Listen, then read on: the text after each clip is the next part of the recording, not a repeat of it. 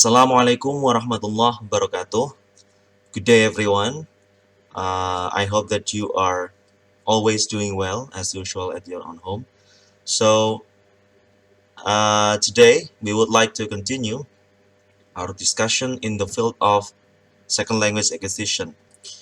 Last week you have discussed about some terms in L1 and L2, and also how the way, what, and why we should learn SLA to support the English learning and teaching field that are very beneficial for you as a candidate of English teacher.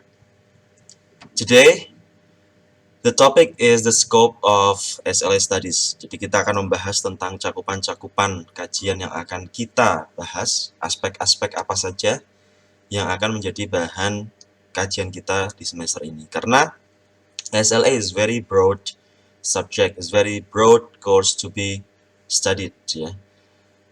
But there are some points that become the most prominent, and primary topic that we have to know, that we have to understand well to figure it out how SLA works in language teaching and learning.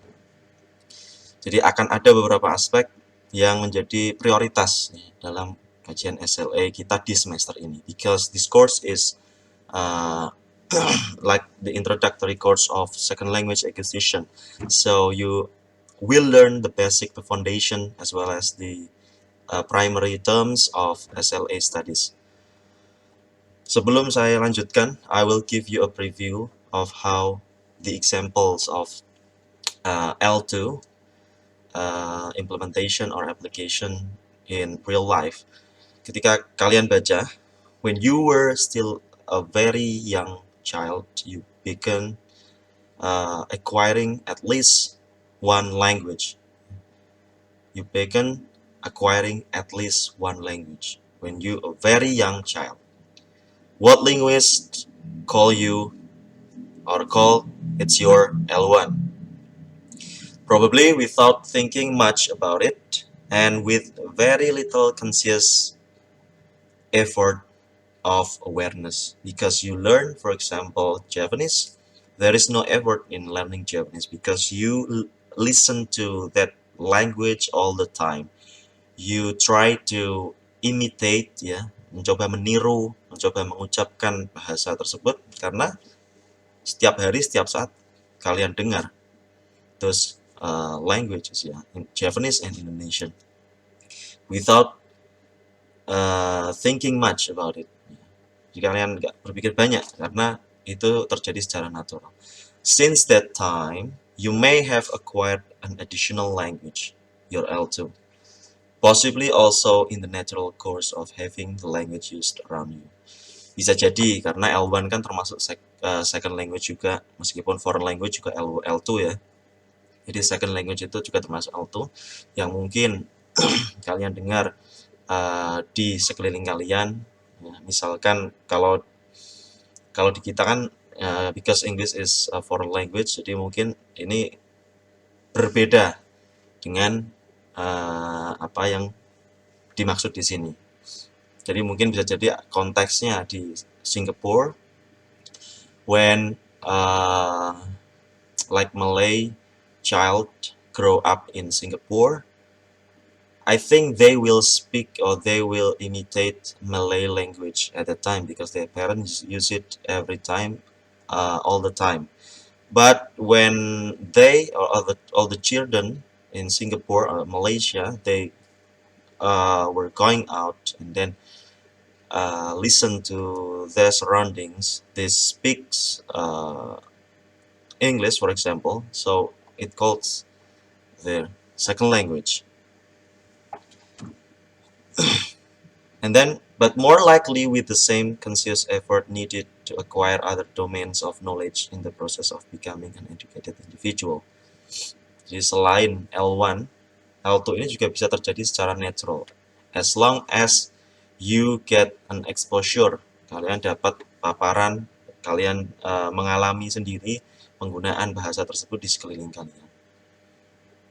So that's a preview of L1 and L2 yang sudah saya jelaskan di minggu lalu, bahwa L1 is related to the native language, mother tongue, first language, ya.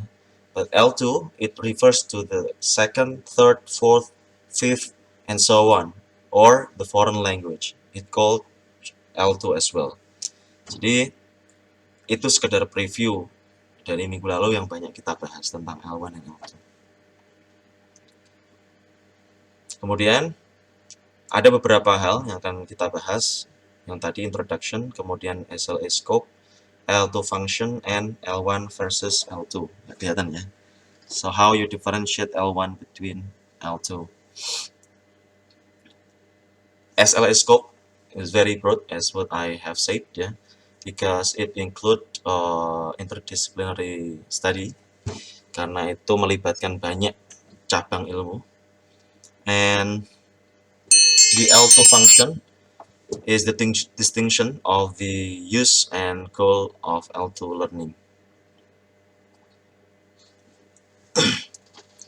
When you see here in your screen, so the study of individuals and groups who are learning a language subsequent to learning their first language, one as young children, and to the process of learning that language.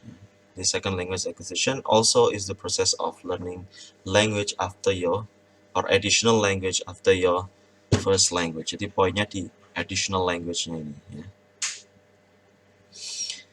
And then the additional language is called a second language, even though it may actually be the third, fourth, or even 10th to be acquired. Jadi ini L1 dan L2. Pokoknya L2 itu selain bahasa pertama kalian, atau your native language or your mother tongue. Seperti yang saya bilang, seseorang bisa bisa berbahasa pertama sebanyak 2 atau bahkan lebih. Kalau bisa berbahasa pertama atau bahasa pertama mereka ada 2, berarti mereka disebut bilingual. Kalau bahasa pertama mereka lebih dari 2, disebut multilingual. Baru setelah itu disebut dengan second language atau additional language. Kalau memang tidak dipakai untuk mengekspresikan diri, untuk berpikir, untuk berkomunikasi dalam sehari-hari, so it called second language.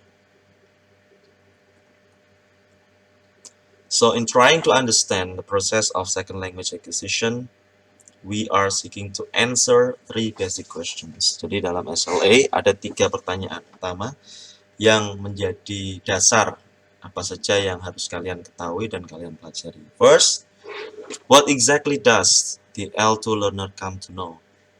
Yeah. And then how does the learner acquire this knowledge? Bagaimana bisa? Ya, bagaimana bisa sih dia kok menguasai bahasa ini? Kalau yang pertama tadi, what exactly does the L2 learner come to know? Apa yang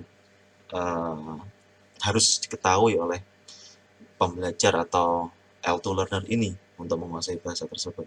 And why? The last is why are some learners more successful than others? Why? Because there are some reasons why, like some people they are called polyglot, yeah, and others are not, ya. Karena itu memang ada beberapa aspek, beberapa hal yang mempengaruhi tentang penguasaan bahasa ini.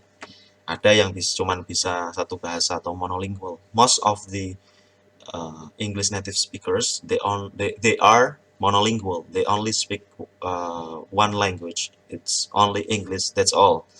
But most of Asian people, community, they speak more than 2 languages in most of the Asian parts, Asian countries. Indonesian, even in Indonesia, we speak at least 2 languages. Yeah? Our vernacular or traditional language and our national language. Itu paling tidak 2 itu.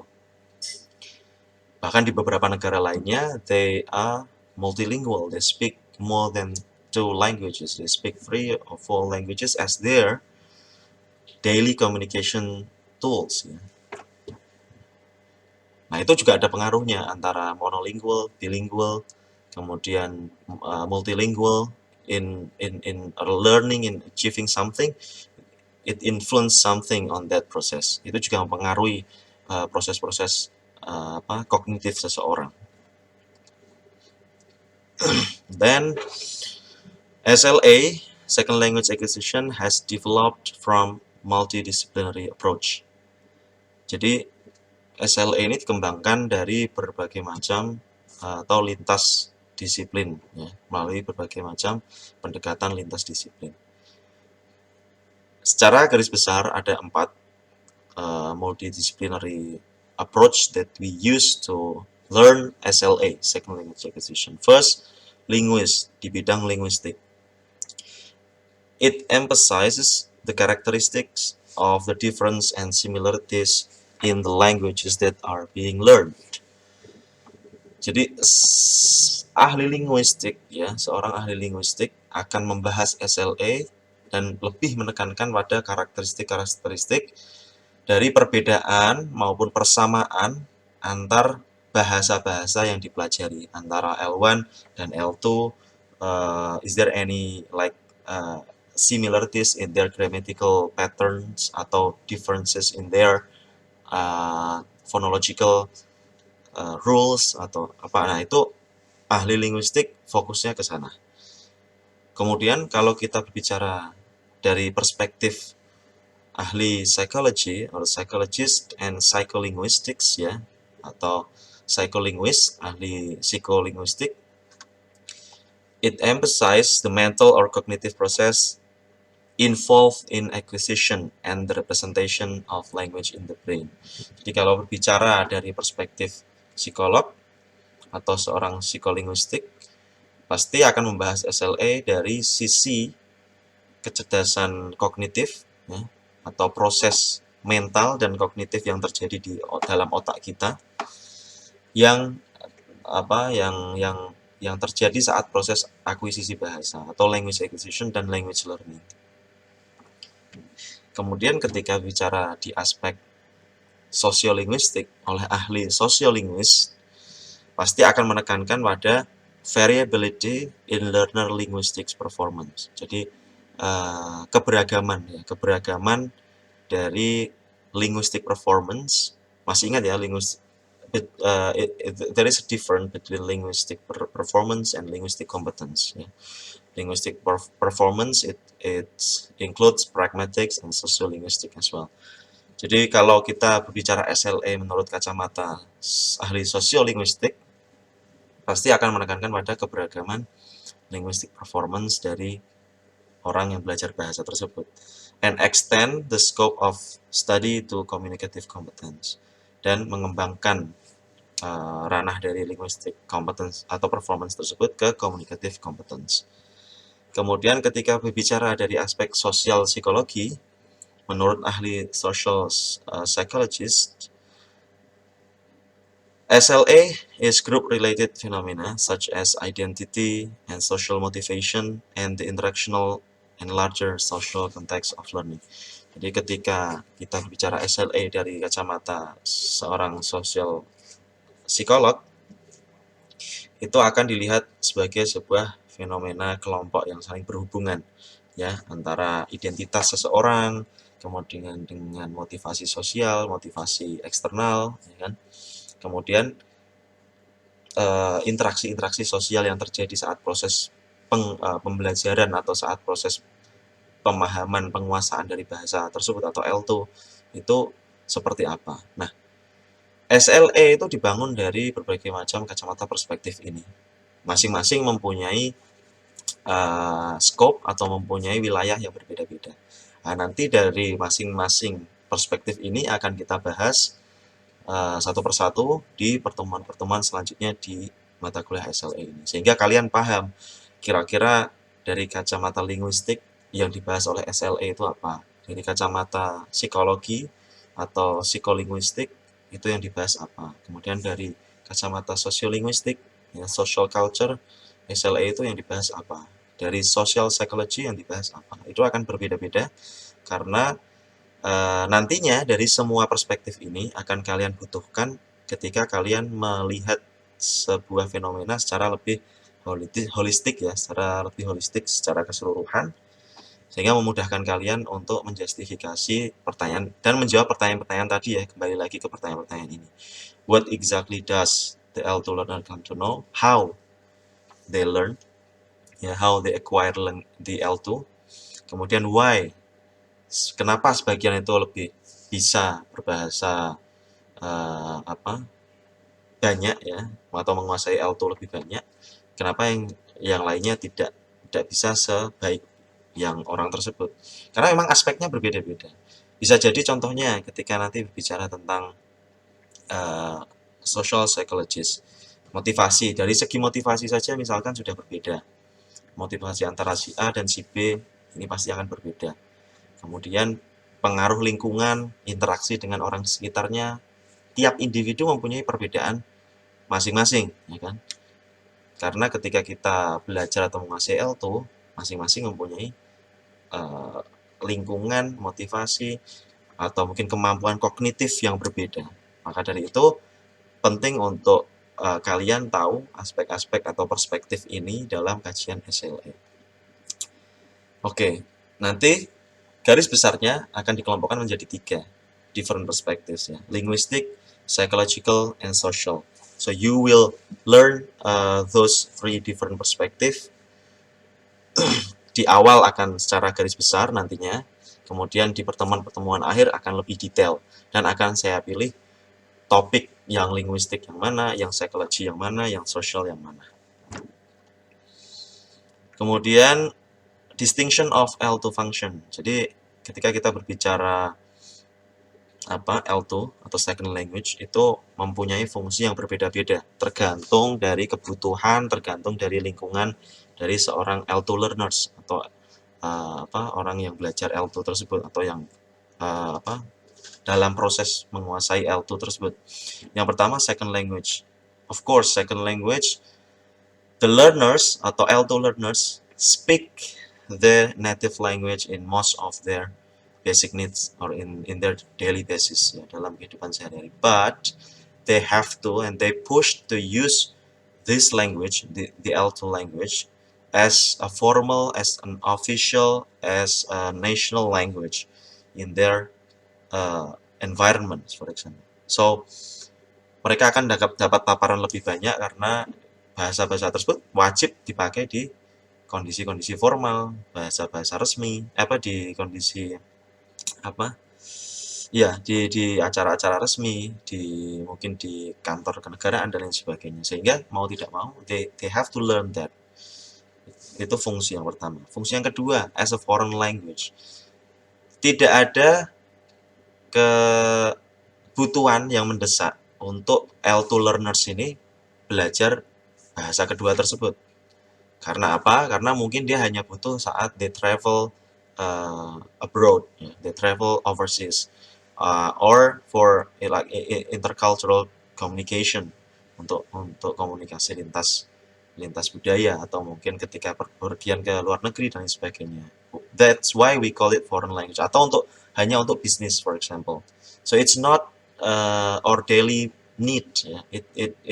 We do not use that for all daily needs. Kita tidak membutuhkannya dalam komunikasi sehari-hari kita.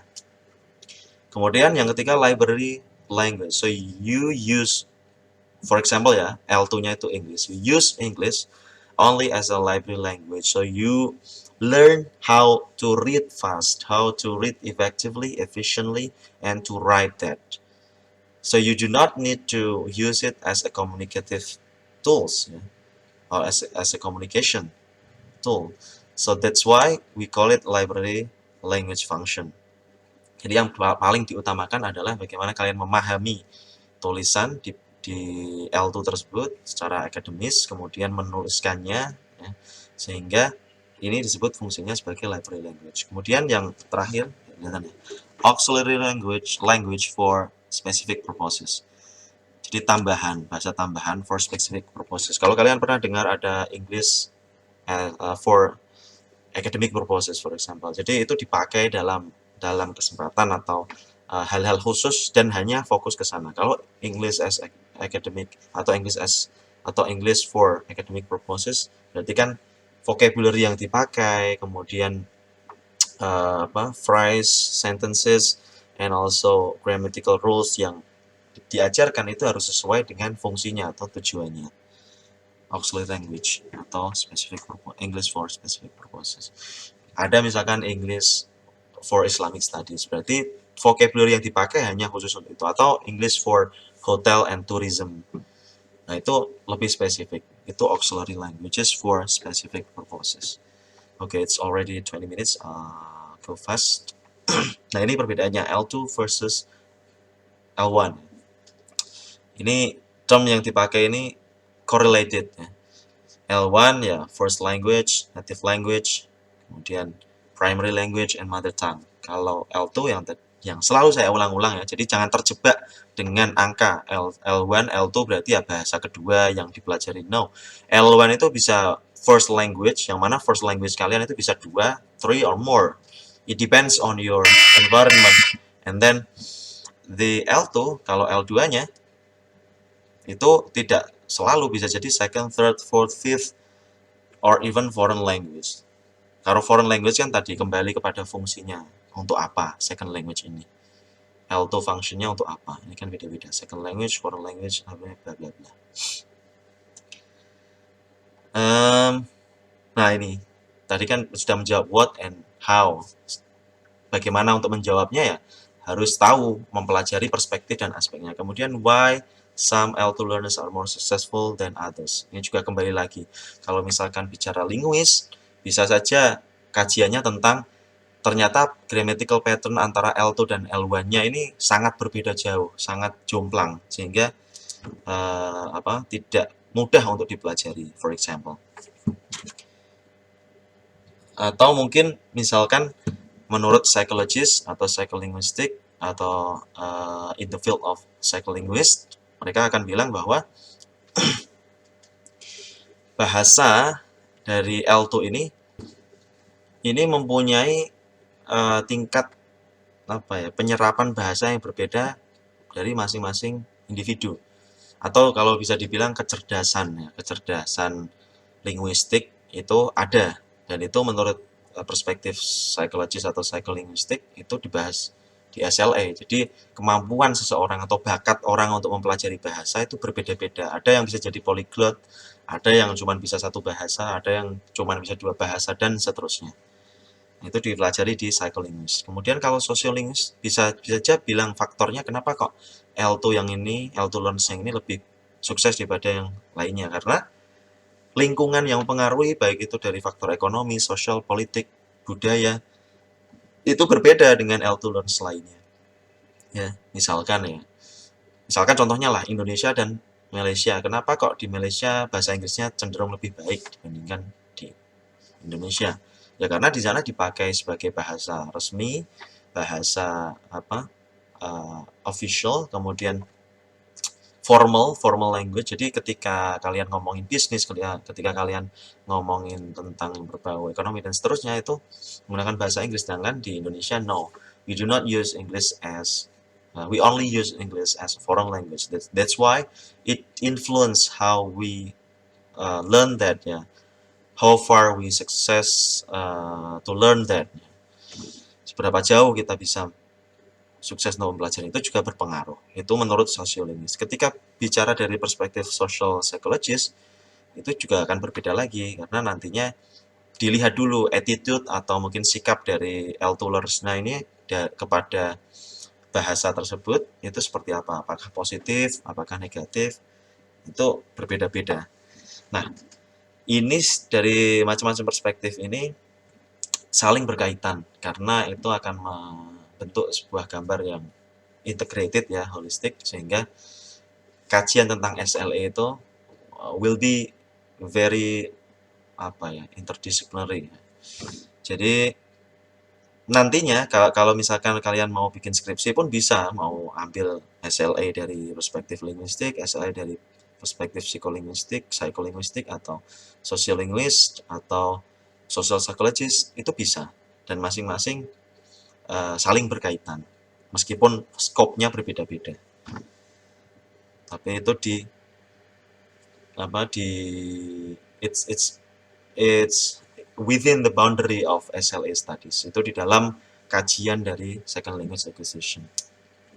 Okay, if you have questions or some questions, please, I will send this link to our WhatsApp group so that you can go directly and then you can write your questions anonymously ya, secara anonimus. Silahkan, boleh. Kalau misalkan mau yang ditulis nama juga boleh, kalau anonimus juga boleh. That's the same for me ya, karena harapan saya semakin banyak pertanyaan akan semakin baik. Nanti akan kita bahas through WhatsApp group or Google Meet if it's possible. So if you want to scan this QR code, it's also possible karena sama ya, ini linknya, ini QR code-nya, silahkan.